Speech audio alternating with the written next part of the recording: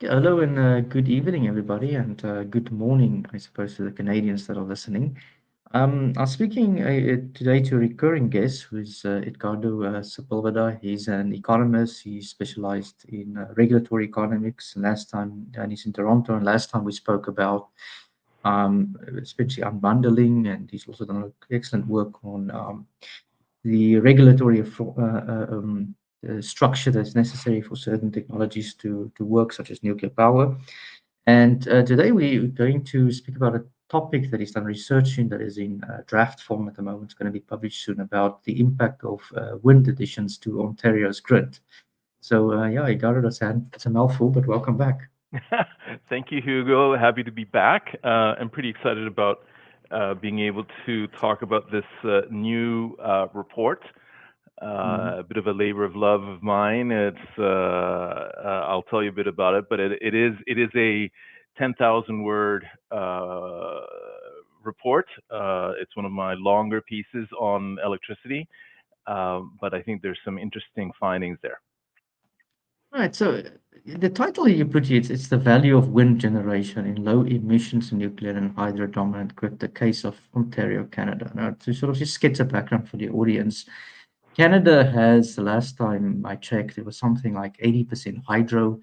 They actually call their electricity bill the hydro in some areas because it's just so much hydro over there, right? Yep. And then Ontario is the special case, which had a lot of nuclear, of course. Alberta is a bit different because it's got a different market. So Ontario, for all practical purposes, 10, 20 years ago, was decarbonized in terms of electricity. I mean, it's good enough to say that. It's the same as France, more or less, although the mix is a bit different. And then they went on an experiment on wind generation. I'm going to end there and let you take over. What happened and what's the history there?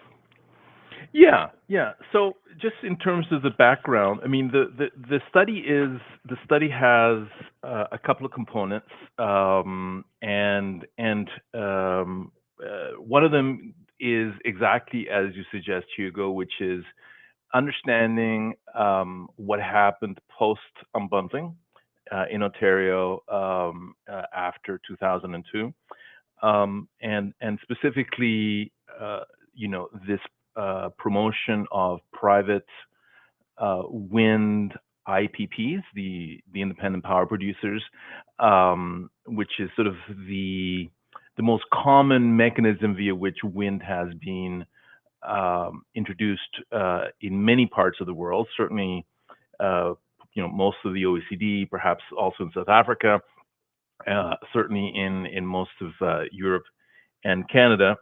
And so there was a specific policy that was rolled out. It was not successful um, from most ways that one would assess it.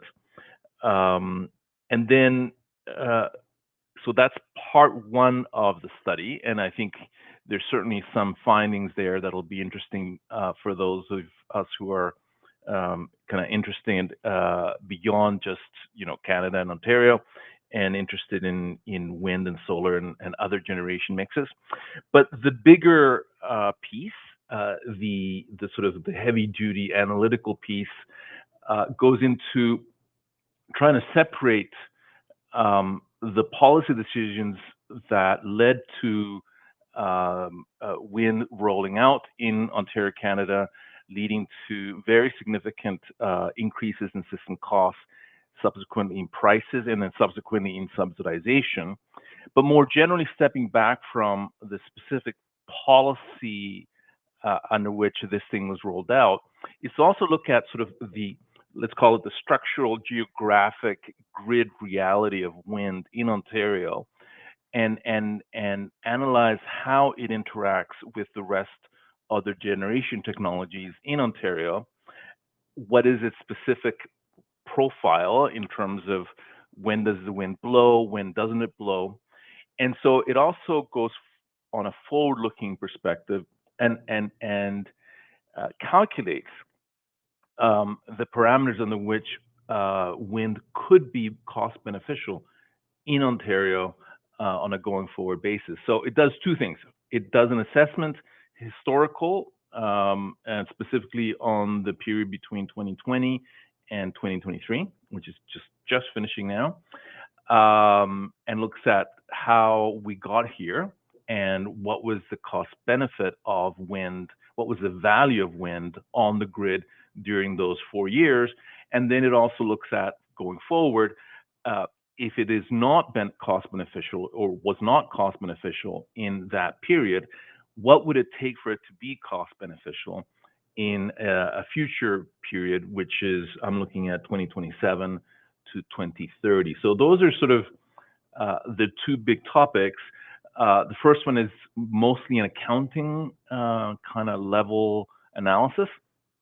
The second one is the heavy duty statistical analysis that's required to be able to provide and analyze these things from a cost benefit perspective. Let's start with the first analysis, which is basically going through the history of the wind, right? I mean, Right. how did it, you touched a little bit onto it, but when it was introduced in South Africa, for example, or in France, everyone accepted the first few bits would be, a little bit more expensive. That was Hmm. normal. And then the assumption runs on runs on the assumption you get learning curves, and with learning curves, the prices will come down, and eventually you have school fees essentially for the first few months, right? Right. Was this the case as well in Ontario? Maybe you can start talking about numbers because that I think contextualizes a little bit. Sure, sure. So again, just by way of introduction, Ontario is so the first thing to for those of you outside of Canada and mostly North America, in a strongly federal country such as Canada, um, the electricity policy is determined at the provincial level, right? So it's not we don't have national grid in Ontario, sorry, in Canada. We have basically a collection of 10 provincial grids for the 10 provinces of Canada, and we're all different. Each province has a minister of energy responsible for for electricity, and so everyone basically, it's basically 10 jurisdictions with 10 quite different energy mixes, policies, levels of unbundling, etc. So that's an important thing to remember. Ontario is the most populous province in Canada. It's got about 15 million people. Um, it's relatively large geographically, generally the sort of considered the industrial heartland of Canada, and was where nuclear power was first introduced in Canada in the late 1960s. Um, and so for ever since then, Ontario has had a relatively clean grid combination of nuclear and hydro, uh, averaging about 70 or 80% over those last 50 years. It had coal, about 20-25% coal until 2014, and so now we are a coal-free um, jurisdiction, and we have a relatively very clean grid, certainly after below 50 um, um, tons of CO2 per megawatt hour. So one of the cleanest grids, large grids. Um, we're a large grid. It's 150 terawatt hours per year. So it's a pretty large grid. I can't remember what France is. I think France may be in the range of, is it 450 So I terawatt know, I hours? know installed capacity, France is, if I'm not mistaken, something like 60 or 70 gigawatt. Okay, okay, all right, And okay. in comparison, South Africa is 50. And last I thought was, I think Ontario and South Africa is more or less the same, but taking into Yep, account yep, Ontario's population is a third of South Africa, so yep, it shows yep. your economic prosperity is obviously much higher, Yeah, yeah, based on just we that have number large. alone. Yeah. Yeah, yeah. I mean, we have an industrial base, commercial, residential, the whole thing. Anyway, so um, I'll make the next part quick because, by the way, so just in terms of introduction, um, this paper I prepared for a Canadian think tank called the Macdonald Laurier Institute. So very happy that it's being published. It should be published, Hugo, within the next few days. So you guys are getting a bit of a scoop. It's not out there. The version I sent you is a kind of pre-publication kind of embargoed. But I'll certainly be sending it to you, and perhaps you can distribute it to your listeners when it actually is published. This right now, getting it design work and all those kinds of things that need to be done at the very end. But we're very excited to do that.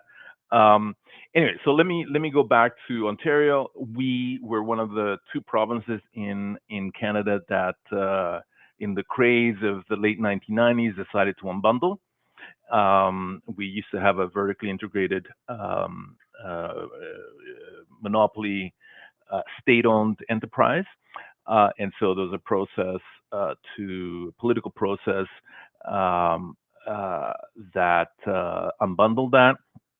One of the um, implicit rationales to do that, which is one of the reasons that many environmentalists supported unbundling and liberalization, and were like this in terms of the neoliberal reforms that were underlying that policy of unbundling, was that perhaps there could be more wind because they saw the state-owned enterprise as as as an entity that was not very friendly to wind and solar. And so one of the ways that they did that is, if you opened up an unbundled, you could create space for private, and this is an important component that you and I talked about the last time, was that what this has actually meant has been a privatization of the sector in Ontario, because there were policies, specific policies that um, did not allow for the state-owned enterprise that continue to exist to actually participate in wind generation. And so there was a policy decision from the minister to say that that the state-owned enterprise could not do so, and therefore it was set aside specifically for private enterprise to provide wind generation. So then the policy becomes, how do I do this? How do I procure from a central perspective? Because again, we're a kind of a hybrid approach whereby we don't have really merchant operators that kind of come in and out of the market. Everything is centrally procured. And so the government had to decide, what would it take for private enterprise to enter a new market. And the main decision they took is they took a page out of the German uh, policy of feed-in tariffs, which are, for our guests, it's feed-in tariffs are basically a standing offer. Think of it as a menu in a restaurant, right? And so you go into this restaurant, and the price is actually a cost. It means that at, there is a standing offer from central procurement to say that anyone who wants to enter and provide wind is guaranteed a set price. And so this was considered necessary at the time in order to de-risk entry by the private sector into the electricity sector, with a view to meeting the wind and solar objectives that the government had set out for itself. And so the So Fed, I want to, to just get some of the language here right. I mean, they went on this road of privatization. It's already privatization in some form of inverted commas, because the government's role is now to de-risk the projects. correct. And the way the wind was de-risked at the time is feed-in tariffs. You can also do it obviously through low interest rate loans, which is what some other industry do. So, you give favorable terms. Hmm. And these feed-in tariffs, did the government pay them? I mean, were they paid for when they were using the wind, or just for generation? How is it structured? Right. So they were traditionally sort of same way that they are in Germany, where the so uh, a couple of things. First of all, they're relatively high, and so those tariffs, and they were guaranteed for um, the policymakers considered it necessary, that to make the projects bankable, that is to say, where the wind proponent could go to the bank and saying, "Listen, I need to borrow X, Y, and Z," and the bank would say, "Yes, okay, I'm going to lend you this money," which then the wind developer uses uh, to develop the project. At the time, they considered it that it was necessary to have these guaranteed prices for 20 years, so 20 years, and also to guarantee volumes. And we'll get into how the volumes and the price were guaranteed. But the bottom line was is that um, uh, the contracts were set so that most of the contracts are still valid now, because it's not 20 years since they were first introduced. They started to be introduced around 2009, 2010, and then kind of peaked around 2015. So we have another 10 years for the average wind. And then the other thing was is that the price of the fits were set quite high, to basically de-risk the entry, and also they were set administratively, right? So it wasn't auction; it was set administratively. There was some administrative process or working group that sat down with spreadsheets and tried to determine what would be the right amount to offer, these wind projects. The bottom line is that, and also they were what they call escalator clauses, which meant that um, as inflation increased, so did the prices. So we have a situation here whereby, if you believe, the analysts associated who do with kind of like these levelized cost of energy estimates that kind of show the cost to the producer. Again, it's the cost to the producer that are supposedly going down. uh, we were seeing the opposite in Ontario, with the prices actually going up, because Right. we were carrying forward these legacy projects over the years, plus we were seeing those escalation clauses, um, and the contracts were designed to be bulletproof and highly advantageous to the wind developers.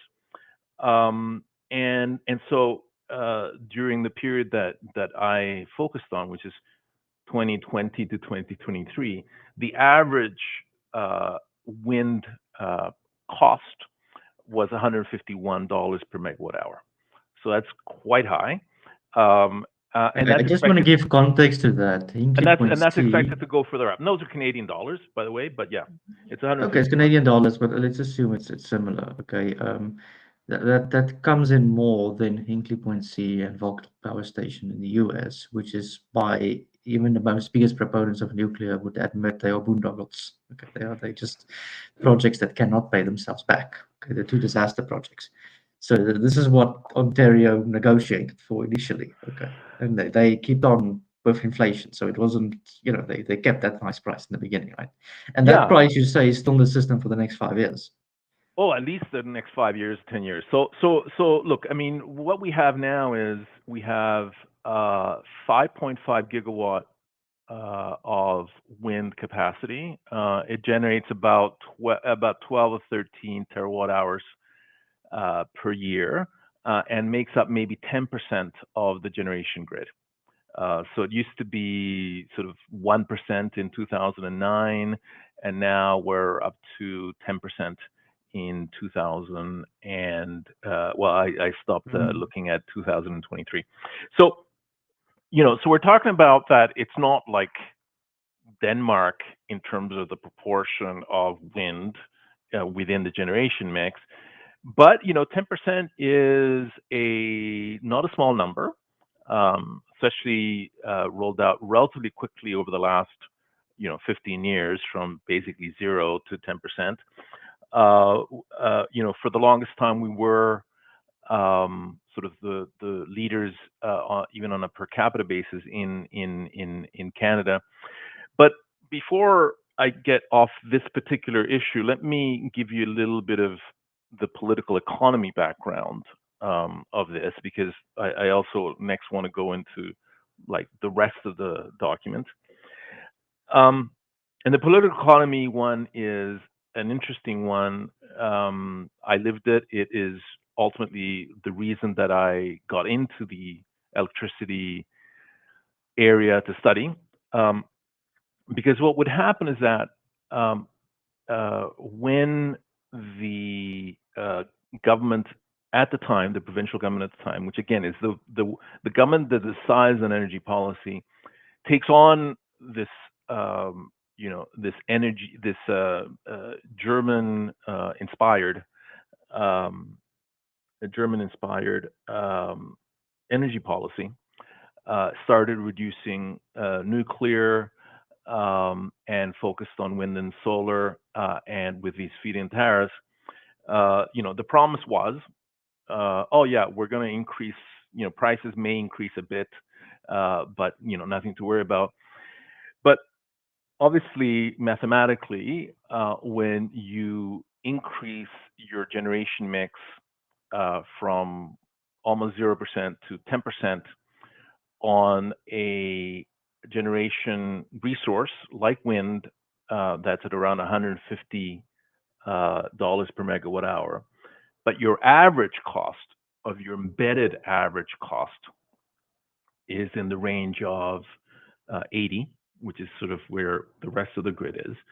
By definition, mathematically, when you are adding a generation resource that is double the embedded price, you're going to substantially increase the system costs. And sure enough, what we saw was that from 2009 to 2022, we have system costs that are increasing from about $16 billion, which includes transmission, generation, and distribution, to about $23 billion. So that's a double increase of 50%. And therefore, what we saw was prices being increased by 50%, which is very, very significant. And in 2000, and we saw a relatively steep price in 2000, increase from about 2009 to 2016, to the point where for the first time, or for many, many years, it became electricity and electricity prices in Ontario became the number one political issue in 2016, because people were not used to basically a 50%, 60%, 70% increase in electricity prices after having relatively stable electricity prices and, by global standards, relatively cheap electricity prices in Ontario, as is most of the rest of North America. And So, so, so on the graph you showed me, just to be clear, I mean, there was figure one for those who read a little later. There was this 2009 to 2022, and from what I can tell, the system cost, the way you've placed it, is it's generally due to generation, that it's come from 5.3 billion Canadian dollars to 9.1 billion, right? that's right. Where the That's right. rest of the scheme seems to be, from 5.6 to 6.2 for the rest of it, in line with inflation. Maybe there's some other issues involved, but Yep. it's not where the main cause of the increase is. The No, no, increase it is all actually in generation. So in generation. there has to Exactly. be a root cause of generation for the reason why Ontario prices went up. That's That's right. And basically. so what we found is that wind, for example, wind, contributed to about 45% of that increase in generation. And then, solar was another, I think, was another 30%. And then, so it's wind and solar basically. It's a wind and solar driven inflation. And so it becomes a highly politicized issue. And then, in the context of this political economy and an upcoming election, provincial election, the government of the day decides to start the process of subsidizing electricity prices. Um, that and the subsequent government continues to this, and so we are now uh, uh, subsidizing our electricity prices directly from government revenues, right? To the tune of about 30% of all system costs. So, of all our system costs currently in Ontario, uh, 70% are recovered from prices, from rates, and 30% are subsidized by government. And as far as I can tell, even taking into account Germany, within the global north, that's the highest uh, uh, subsidies, both in an absolute sense but also relative sense, um, in the developed world, in the global north. Um, and those rates continue to be subsidized. And the first thing that the new incoming government did, first of all, the government lost. The government that was responsible for these price increases was politically punished. They lost their majority and went from about 70 or 80 seats in the legislature to, I think it was 7. They lost their party status. And so this policy of over subsidized fits was politically defeated in 2008. The first thing that the new incumbent government did was to repeal what was called the Green Energy Act, which was the legislation via which all of these fits were introduced. Um, and so that's a little bit of the political economy of the way in which people in Ontario have politically rejected um, this process of the rolling out from a private perspective with highly subsidized feed-in tariffs. And so there are, in Ontario, Canada, there are virtually no defenders of the Green Energy Act, but there are still defenders of wind. And so what the second part of my project does, or the report does, is to look at wind outside of that particular policy and looking at it from a physical grid climactic Mm. perspective, and to understand under what circumstances it in fact would be cost beneficial. Because that's an excellent point because it's a question I've asked a few times, and I asked many people who are skeptical of them and supporters. Is one must make the distinction between obvious corruption in the system. I think in Ontario, I mean, it sounds to me like there were some dodgy deals with these initial prices, or it was just incompetence, and sometimes the two go together. You must make that distinction, and then the nature of the technology itself. I mean, a wind turbine is a wind turbine. If it's cheaper to generate, it's cheaper to generate. And I mean, the case of solar, for example, I don't think Canada's got the sun that we have in Africa. So there's a clear business case for solar in South Africa. You're just ignorant if you ignore it, right? It's not necessarily the case in Canada, right? So That's I mean, right. I'll let you lead from here, but like, what is the physics and what does wind need to do to be performant within Ontario? Right. And so that's one of the things you have to do, is that we have to kind of separate the bad policy from the underlying potential of the technology in this grid. So what I've done in the second part, Hugo, and is I have not reinvented the wheel.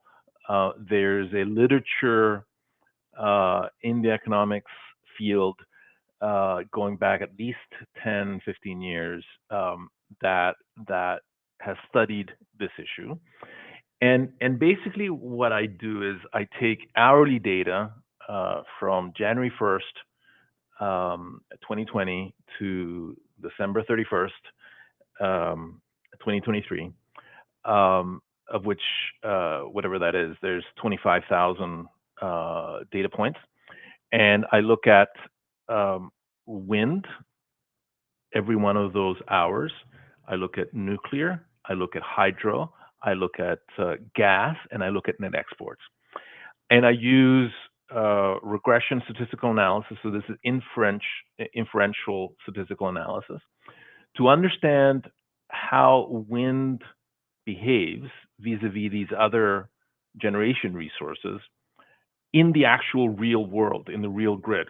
So I want to kind of highlight this. This is a modeling exercises to try to reflect what actually happened. This is not a modeling exercise to come up with a grid that could be like an Excel grid that we often critique, right? Like a spreadsheet model that doesn't really exist.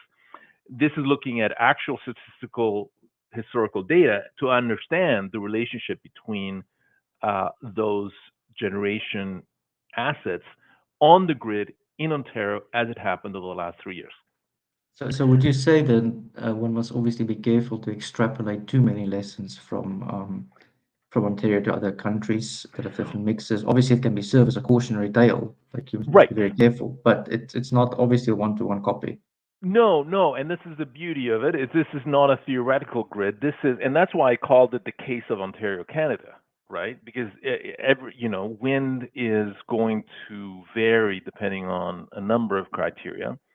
So, um, so let me tell you the results.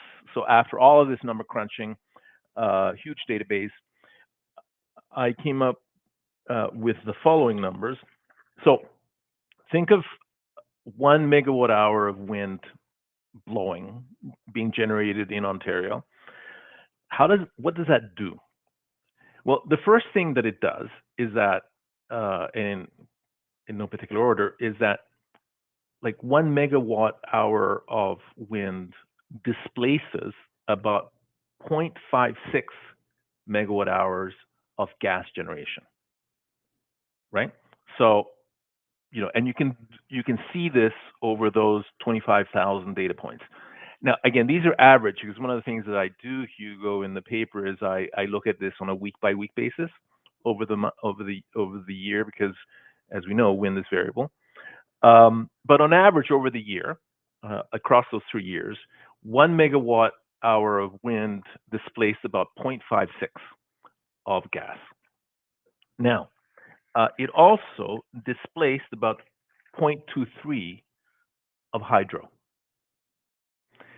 and it contributed to 0.23 of exports, and it did not impact um, uh, nuclear at all, or literally zero. So when you add that 56, 23, and 17, you're up to about 97%. So I can account for 97% of the wind output, and it can attribute what it does in every single megawatt, in every single hour over the last 3 years in the Ontario grid. On average, 1 megawatt hour of wind does 56% displacement of gas, 23% displacement of hydro, and a 17% increase in net exports. We are a net export country jurisdiction. We export to Quebec, Manitoba, and to New York and Pennsylvania south of us. We also import, but on the whole, we're a net export. Um, and so uh, one of the things that I can do then is based on these regression estimates, I can then provide a cost benefit analysis um, whereby I can look at what are the costs of wind and what are the benefits of wind. So, on the cost of wind, from a societal perspective, there are two elements. The first element is how much wind I generated, because I have to pay for that wind. And so, let's say that I generated about 13 terawatt hours of wind. I paid $151 for that. But also on the wind, I had to curtail wind, right? Because volumes are guaranteed to the wind developers. And so if we curtail their wind, we still have to pay for it at the same rate, right? So on the cost Mm. side, we have wind generation and wind curtailment, all of them multiplied by $151. So that's the cost side. On the benefit side, I have three elements. One, it is how much gas generation did I save, right? How much hydro generation I saved, um, how much additional net exports did I earn as a result of that, and fourth, how much uh, how much gas CO2 did I avoid by having wind, and I put a value on that, right? And the value of that is what we refer to as the social cost of carbon, right? Which is an economist. Uh, And uh, what value do you use for that? Because that's we use also 50 cents. That's 50. right, 50 cents, Okay, right, $50, $50 per megawatt hour, right, per ton of CO2. So again, one of the right. things that I do is I also create a sensitivity analysis to understand how significant it is. So when you take all of that, for the year 2020 to 2023, I calculate that the net value of wind, when you take the costs and you take the benefits, including the climatic benefits, I get a net total of minus $124 per megawatt hour of wind. So it is negative. That is to say that our costs are much greater than our wind, than our benefits, and I can quantify that at $124 per megawatt hour of wind. So basically, every megawatt hour that we generate, again, important. This is not a private assessment. This is not an assessment of what is beneficial to the wind producer.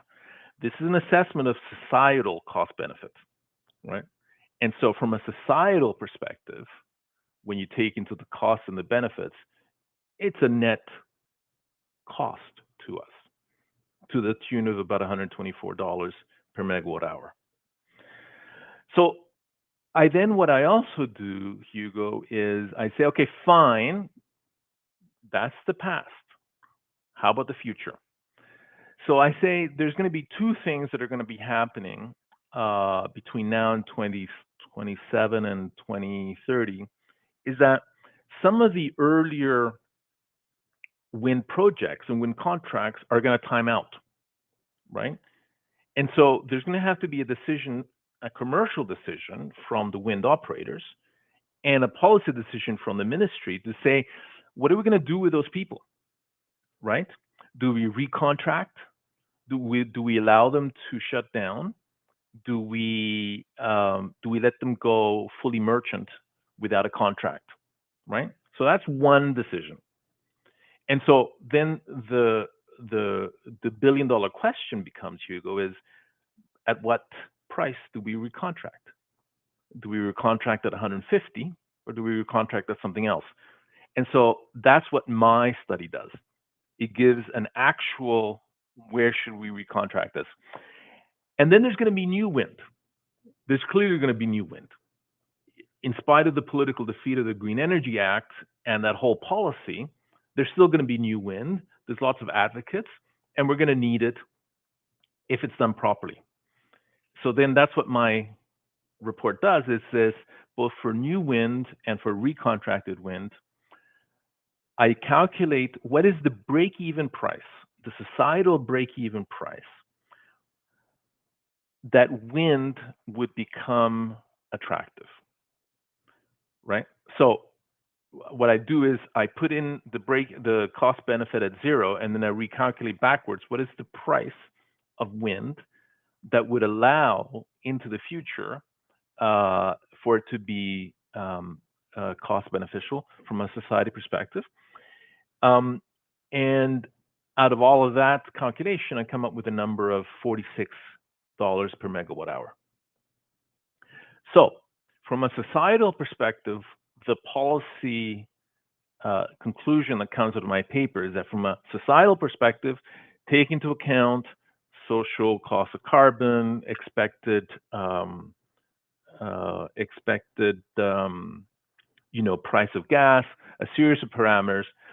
From a societal perspective, what I am telling the Ministry of Energy in Ontario is that you should not recontract those old projects whereby the average outgoing price is 151. You should not recontract for more than $46. And for new projects, you should not procure new projects for anything beyond $46 per megawatt hour, because if you do so, it is a net societal cost. So let's unpack some of that. To recontract an old plant, because the wind will be the end of their life, one advantage that they would have is permits would not be an issue, presumably. They've got the lands already compromised. They've got everything. The plant, they only need to recapitalize maybe and do repairs and maintenance, long-term life operations. Okay. Right. I mean, would that been feasible then for these things? To say, okay, that was the high 20 years learning curve, very long learning curve, Right. but either way, we can maybe redo it and still make a profit. Maybe. I don't know. That's a commercial. I don't know what it is.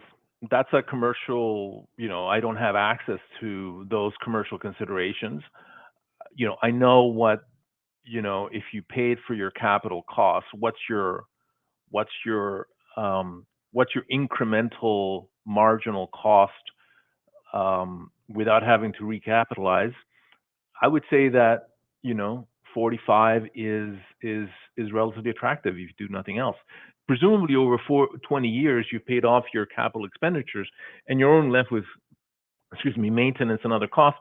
And look, I looked at what the NREL has calculated, and it appears to me that it is in fact feasible that you can recover your weighted average cost of capital, assuming that you've already paid most of the capex off. So, so I'm not looking at this from a wind producer perspective. I'm looking at this from a societal perspective. Um, will people like it? Will the wind producers like it? Of course not. Why would you like when you're being paid an average of 151 contractually, and suddenly the counterparty says, well, actually that was before, now this is now, and it should be 46. So obviously I'm not going to like it. I'm going to kick. I'm going to, make calls to the minister, and we'll see whether or not, ultimately the decision may be, Hugo, is to, the decision from a wind producer is going to be, um, do I decommission or do I continue going? Right? Yeah, I And mean, I suspect that your marginal cost is lower than 46. Your true marginal cost is lower than 46.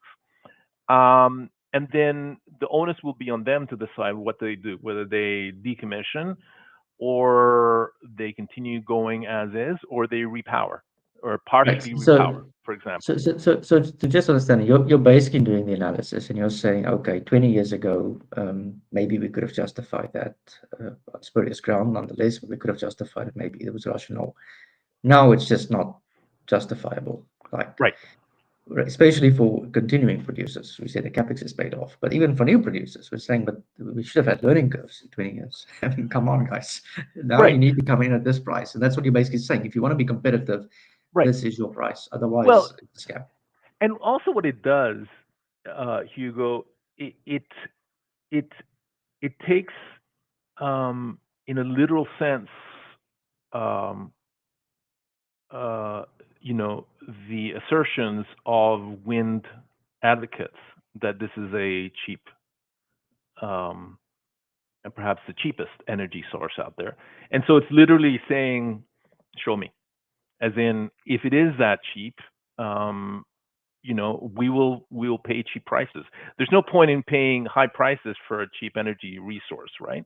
And so the actual value of it is about 46. I've seen some levelized cost of energy estimates that are that low.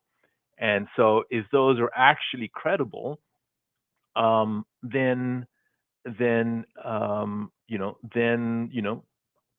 I, as an energy analyst, would be happy to have it at that price, because that's what I believe is the societal benefit.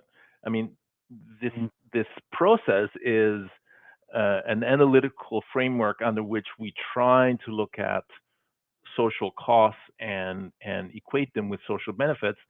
Again, I am abstracting from private benefit, which is from the perspective of the wind developer, um, and obviously for them, they have it's a different incentive.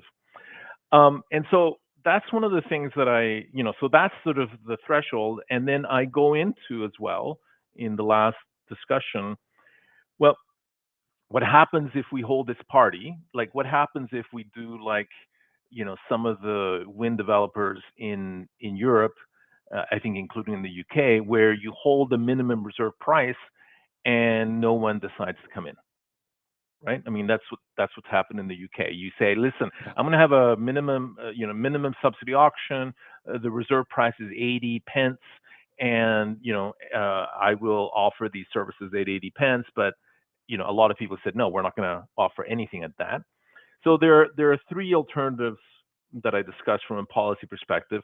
If there is a gap, because remember, there may be a gap, which is I think what you're getting at, between private benefit and cost and the social benefit and cost. That is to say that if the social cost is 46, but the private cost is higher, as you're suggesting, there's not going to be a meeting of the two, and we're not going to get any wind built, All right. right? Well, And so there's three ways to get around that. First of all, is you test it and you actually have an mm, auction with those minimum prices, minimum reserve prices. And if no one comes to the party, then you adjust. But you don't start offering 100 when my numbers suggest it's 46. So that's one thing. The second of all is that you move away from the very unbundling, privatized merchant uh, um, model that was got us into this trouble in the first place. And then you say, let's economically regulate entry. So we don't go and do more contracts where we have to go find the price through some form of auction process. What we do is we do like the rest of the generation resources is we actually provide cost of service economic regulation where there's a reasonable chance of actually equating social costs and social benefits. So we go back to the traditional way in which most of electricity sector is regulated for decades, and move away from a contractual perspective to a regulated perspective. The right. third approach to try to close this gap is we say um, we're going to allow the state-owned enterprise to actually uh, uh, publicly own these um, these wind projects with a view to separating this public-private perspective, whereby there's a contract that cannot be ripped up because of sovereign risk and all those other issues. And so, why assume that we have to go through a private contractual basis? We can get rid of either the private aspect or we can get rid of the contractual aspect. So this is a call of sorts, Hugo, to not continue to beat our heads against a model that has been detrimental to the interests of Ontario residents, and tweaking at the margins. Is it $100? Is it 146? Is Mm, it 146? Is to revisit the very policy, the macro policy, which is, do we continue to think, given the actual experience that we've had over the last 20 years, do we really think that the independent power producer, privately owned, contractual uh, approach to the procurement of wind is the right approach? Because it hasn't so far worked out for us from a societal perspective. Should we be looking at other approaches? And so that's the way that I conclude the report. Okay, so you asked the open question whether or not we have a system of rent seeking. We shouldn't look to alternatives, actually. It's sort of with what I read through the lines of this. A very interesting report. I would say what I like about it is you looked at total system cost analysis, which a lot of people flout levelized curves, and you looked at the actual price that people are paying for wind as opposed to what stands on the spreadsheet. That's often a mistake they make. And what happened in the UK, for example, they didn't take into account the cheap price that came down was due to the dollar losing its value against other currencies, not due to the actual one. That was a Mm, mistake, and that's why they had to rebid at a higher level. So it actually did not come down. Okay, that mm. was the error. So things of that nature. So I would say I like that things. So it's overall good. You say it's out in 2 days, right? Then people can It should be, yeah. I mean, go 3 days. it's imminent, and it'll all be polished. I'll Good. certainly send you a link with it so that you can send it on to your viewers and listeners. But yeah, and it was peer reviewed, internally peer reviewed. I've gotten lots of good comments. I certainly ran it by experts in the field. Um, and it's like I said, it doesn't reinvent the wheel. And again, the from a like a structural policy perspective, um, you know, the the sort of statistical results are Ontario specific. I found, for example, that you can measure what is called the wind emissions offset, which is basically, um, for each megawatt hour of wind, how much carbon do I avoid?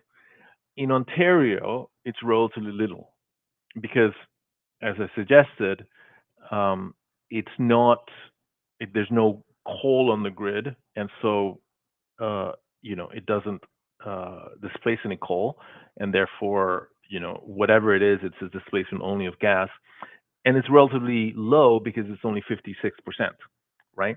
And so, you know, the wind offset, if we think about it from like a tons per megawatt hour, in Ontario is relatively low. I mean, I compared it to other estimates in the U.S., and it's about a third. So, for example, wind, in a very high emitting, for example, coal dominated grid, um, one could expect that every megawatt of wind would maybe displace 80 or 70% coal, and then therefore that's a high emitting resource, and therefore its emitting offset would be relatively higher than Ontario, right? And Right. so, Except there's just one challenge of that. The countries that tend to emit coal these days tend to be poorer countries, so the social cost of carbon is different to them, right? So I understand your reasoning is good. It's right, fine, right, obviously. right. The So, impact of so that's from coal. an emissions. Yeah, you'd Yeah. have to take that the social cost of carbon. The other thing is that um, it's going to also depend on how good a wind resource it is, right? So we're not talking about a theoretical wind profile. One of the things I do is that I graph on a month by month basis the actual um, capacity factor of wind, to try to understand whether Ontario has good wind resources or not so good, and it's sort of average to low, right? So, for example, in the good months, say a month of January, February, we have a capacity factor. Again, for those of you who are not familiar with these terms, capacity factor is the percentage of actual generation compared to its potential, right? And so, if we have, a 5.5 gigawatt of wind in any particular hour, month, or year, how much of it does actually generate on an hourly basis? When it's during the winter in North America, in most of the continent, that's when wind is blowing the most. And so our 40% during the winter is comparable to other jurisdictions. It's pretty good. What happens in Ontario is that we have a very long and pronounced trough of wind during the summer. Our average capacity factors plummet And so we have huge, long wind droughts during the summer, which is now. Right now, the wind is probably the wind capacity factor in Ontario is probably 5% right now, and it's 32 degrees Celsius. And Oh, so the wind is just simply doesn't blow in the winter in the summer here, which is a big difference between what they refer to as the high or very good wind profile, which is for example, in the plains in Alberta. And so there you have relatively flat capacity factors over the year. In Ontario, we have a very U-shaped capacity factor. So we don't have a good wind resources. And so when you combined not a very good wind resource and a very clean grid where you're only displacing gas, and importantly, Hugo, your correlation between wind and gas is actually negative in Ontario, right? Because we use gas, the 5%, 10% that we mostly use it as a peaker in the summer. And so you have the highest use of gas, which is one of the what you're trying to displace from a climate perspective. But we have a trough of wind, and so whenever you try to displace something for which you are negatively correlated, that is to say that the wind is not blowing during when you're using gas the most, it's a very inefficient way of displacing gas. And therefore, that is reflected in the very low emissions factor, offset factors. And that's why the value of wind in a low emissions, nuclear, and hydro dominant grid like Ontario is relatively very low. and additionally to that, I mean, it doesn't stop there. When you run your gas only for peaking or during those few months of the year where you have that U shape, you still have to pay for the capital expenditure that constructed them in the first place. Okay, so idle systems cost money. Just because it isn't Agreed. working doesn't mean you're not paying for it. So Agreed. that's an additional expense, and you don't even go into that in your report. But No, that's no, no, no. That's I mean, it's this is a hundred. This is 10,000 words. It's not 100,000 words. right. Anyways, Edgardo, so yeah, we're in for the hour. I'd like to thank you very much for this conversation. You're opening up a debate. You're dropping a few heresies tonight. But I think it's very good, and I think it's good that Ontario's voters have rebelled against it. I suspect, with the recent rate increases in South Africa and in France, that we might be lagging a little bit as to what has happened. But it will come. But thanks very much. Thank you again, Hugo. I enjoyed our chat, and thank you again for the invite.